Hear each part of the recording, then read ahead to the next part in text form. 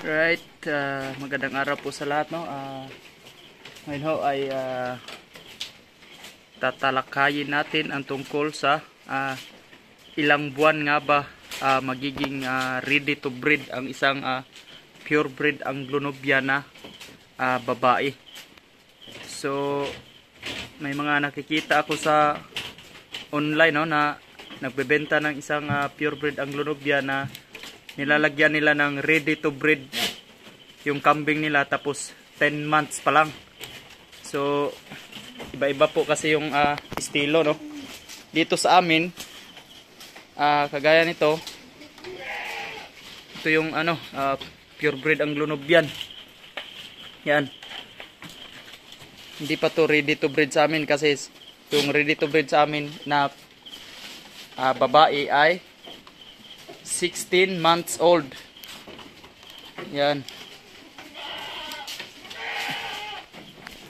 Kaya medyo mataas yung edad ng ating kambing bago natin pasampahan, kasi isa sa dahilan pag sobrang bata pa ng kambing pasasampahan natin, ang tendency nun ay yung kanilang magiging anak ay hindi nila malagaan ng maayos. Pangalawang rason kung bakit medyo may edad natin pinapasampahan ng ating kambing ay para tumubo pa siya ng husto, no? Dili siya masalok ba? Kay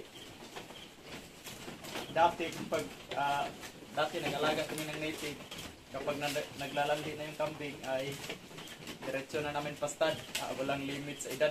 So ngayon ho ay may edad na tayong kasihan sa F1, F2, F3, saka itong purebred Anglo-Nubian na babae. So 16 months bago natin pasampahan. So ano pa lang to, F2. Yan, F2, F2. Yung pure, ito pure. Yung bang pure andito sa gilid. Yan.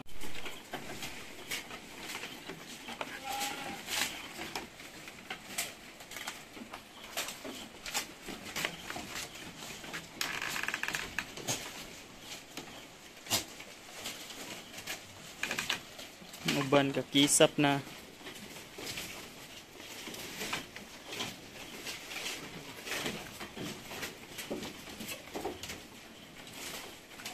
Uban nangaon pa.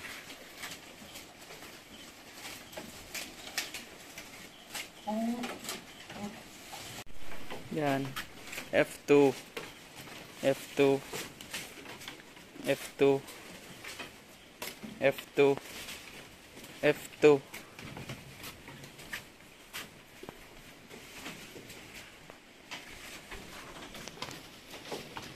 Ito yung pure bred Anglo-Nubian. Yan.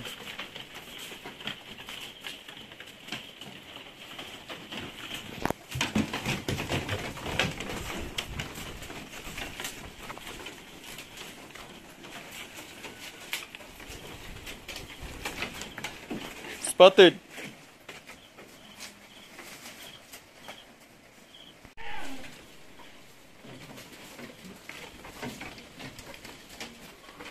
Init na karon, init.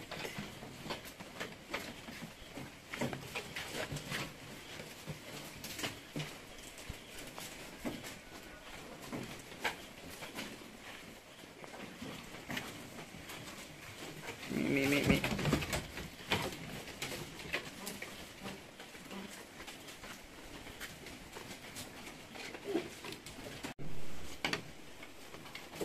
Spotty.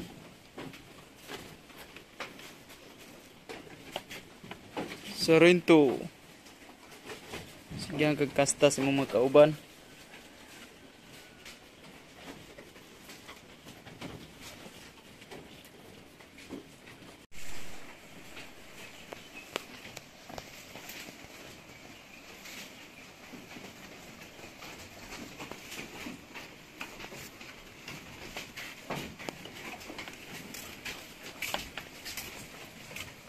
Hmm.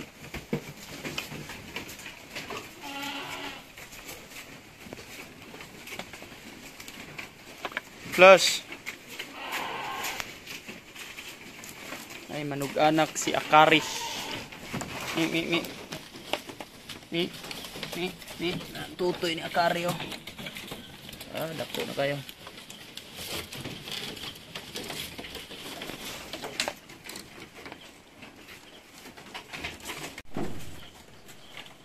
Yung ibang nag-aalaga naman ng kambing ay ano naman yung diskarte nila. Kapag umabot na sa 35 kilos yung purebred Anglo-Nubian nila na babae, saka na nila ipapa stud. Yan, paiba-iba po yung diskarte niyan.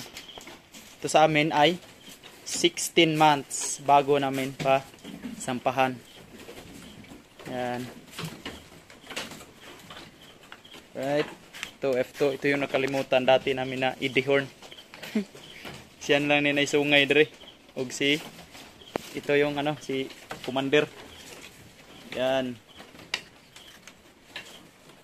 Ito wala na tong mga sungay. Yan. Alright.